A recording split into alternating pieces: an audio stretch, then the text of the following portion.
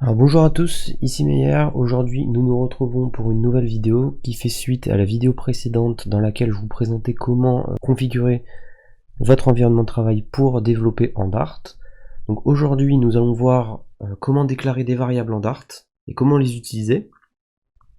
Donc tout d'abord, une variable c'est un espace mémoire dans lequel on va stocker une valeur temporairement. Donc en fait ce qu'il faut savoir c'est que Dart c'est un langage objet. Je vais pas m'étendre sur ce que c'est un langage objet et tout le concept derrière. Par contre, je vais juste vous expliquer brièvement qu'est-ce que c'est un objet. Un objet, c'est juste une sorte de structure dans laquelle on va stocker des attributs et des fonctions.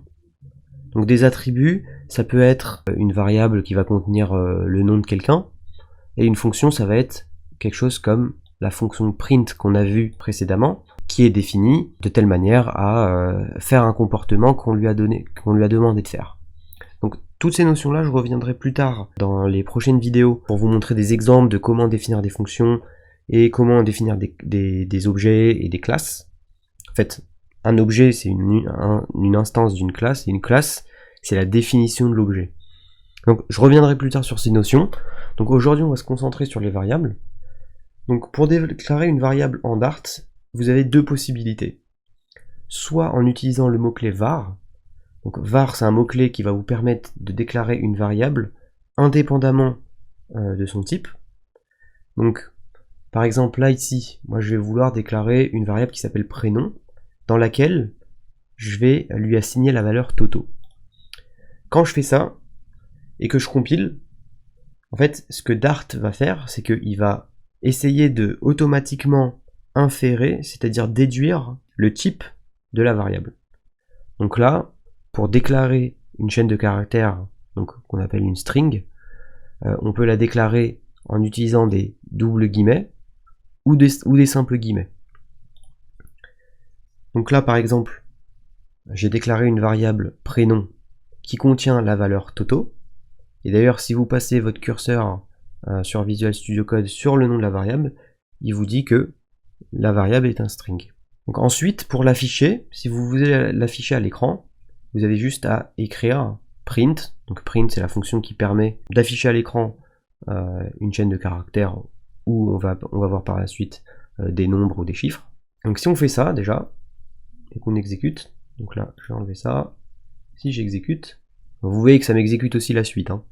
Mais là, on voit que Toto est bien affiché.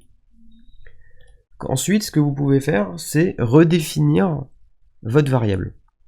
Donc pour cela, il suffit juste de reprendre le même nom de variable que vous avez déjà défini, sans le mot-clé, parce que là, cette fois, elle est déjà définie, donc vous n'avez pas à la redéfinir, et associer la nouvelle valeur que vous voulez lui associer. Donc là, ici, c'était Tata. Donc vous voyez bien qu'après, quand j'exécute print prénom, il m'affiche bien Tata et non plus Toto. En fait, ce qui se passe, c'est que quand vous utilisez cette syntaxe-là, en fait, le compilateur Dart va assigner à cette variable son type, donc c'est-à-dire là, ce sera le type string, et après ce type, vous ne pourrez plus le changer.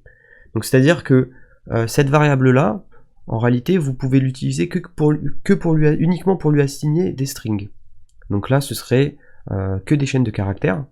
Donc d'ailleurs, si vous faites le test et que vous essayez d'assigner à la variable prénom autre chose qu'une chaîne de caractères, par exemple un chiffre, vous voyez bien que avant même de compiler, Visual Studio Code avec l'extension Dart qu'on a installée, elle va vous dire, voilà, pardon, je vais mettre le point virgule, j'enregistre, et là, il y a Visual Studio Code qui vous dit que c'est pas possible, on peut pas assigner une valeur d'un entier, d'un nombre entier, à une variable qui s'attend à une chaîne de caractères.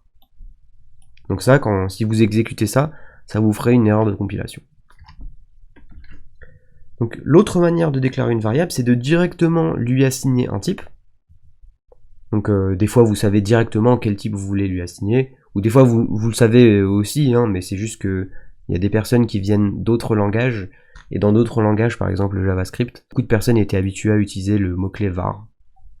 Et Dart étant un langage qui a essayé de remplacer JavaScript, ils ont gardé ce mot-clé pour déclarer des variables. Donc maintenant vous pouvez déclarer aussi des variables en spécifiant le type.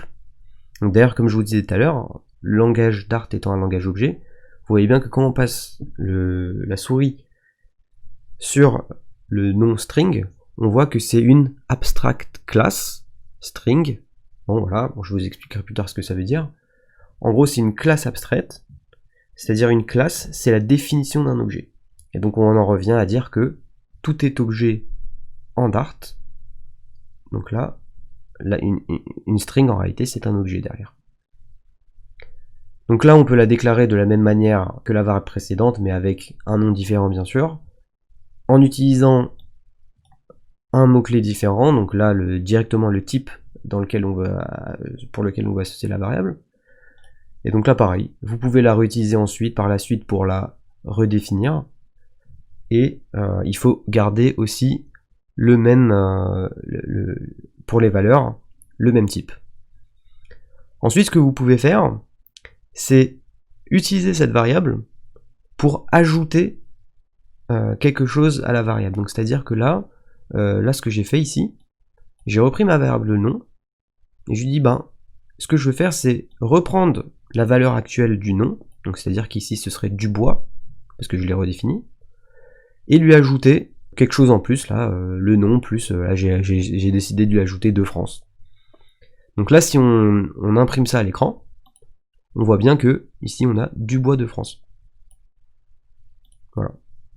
Donc voilà, vous pouvez utiliser vos variables comme vous voulez. Donc là, c'était juste pour vous montrer la notion comme quoi on peut réutiliser la valeur actuelle de la variable.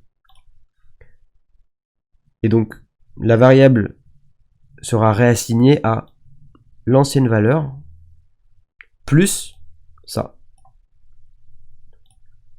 Ensuite, vous avez d'autres types de variables qui sont des variables d'autres types. Donc là, par exemple, le type integer. En fait, integer, c'est quoi? C'est un nombre entier, tout simplement. Donc là, si vous définissez, par exemple, la variable âge, vous pouvez lui associer n'importe quel chiffre, nombre entier. Donc là, j'ai décidé de lui associer 20. Pareil que pour les autres types de variables, vous pouvez aussi la redéfinir. Et encore une fois, avec le même type, c'est-à-dire que vous pouvez utiliser que des nombres entiers pour cette variable-là. Vous pouvez ensuite l'afficher, pareil. Donc là, vous voyez bien qu'on l'a affiché ici. Un autre type, c'est les nombres à virgule. Donc, il faut utiliser le mot-clé double. À noter que pour ces deux types, vous pouvez aussi utiliser var et associer un entier ou un nombre à virgule. Mais à ce moment-là, dans votre code, en fait, ce sera un peu moins lisible. C'est-à-dire que des fois, vous posez la question, j'utilise cette variable un peu plus loin dans mon programme.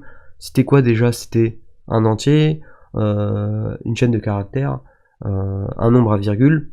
Bon, des fois, il faut remonter dans le code pour revoir le type de variable qu'on a assigné, ce qui n'est pas des fois très pratique. Bon, maintenant, avec les IDE actuels, les éditeurs de code actuels, en passant le curseur sur la variable, on connaît son type. Mais avant, c'était pas comme ça. Ensuite, pareil, vous pouvez afficher la variable ici, donc comme vous pouvez le voir là. Ensuite, imaginons que vous voulez afficher une phrase qui contient le prénom, le nom et l'âge de la personne. Donc vous avez plusieurs manières de faire. Quand il s'agit de string, vous pouvez, ce qu'on appelle concaténer des chaînes de caractères, c'est-à-dire, voilà, vous avez votre première chaîne de caractères ici, plus, c'est-à-dire vous collez la valeur de cette variable ici. Donc en réalité, ça vous crée une grande chaîne de caractères. Donc là, c'est je m'appelle, plus le prénom qui va être Tata, plus j'ajoute un espace parce que sinon j'aurais pas d'espace, plus ici j'ai décidé d'ajouter le nom, donc là ici ce sera Dubois, et ensuite l'âge de la personne. Donc à noter que là, pourquoi j'ai changé de syntaxe? Parce qu'ici, quand c'est un entier ou un double, c'est-à-dire un integer ou un double, on ne peut pas afficher avec uniquement le plus. En fait, le langage veut que on ajoute un $ avant le nom de la variable. Et donc ça va signifier au compilateur que, attention, ici c'est une variable, il faut transformer ce nom par sa valeur. Donc, et d'ailleurs, de même, vous pouvez faire ça avec les strings. Donc vous pouvez afficher votre chaîne de caractères directement, en une fois, sans utiliser les plus, et en utilisant le $ juste avant le nom de la variable. Donc voilà, je vous ai fait un petit tour d'horizon de comment on déclare une variable en Dart et comment les utiliser. Donc si cette vidéo vous a plu, n'hésitez pas à déposer un pouce bleu sur la vidéo. Et si vous avez des questions, n'hésitez pas aussi à me les poser dans les commentaires, j'essaie de vous répondre le plus vite possible. Et sur ce, je vous dis à bientôt pour les prochaines vidéos.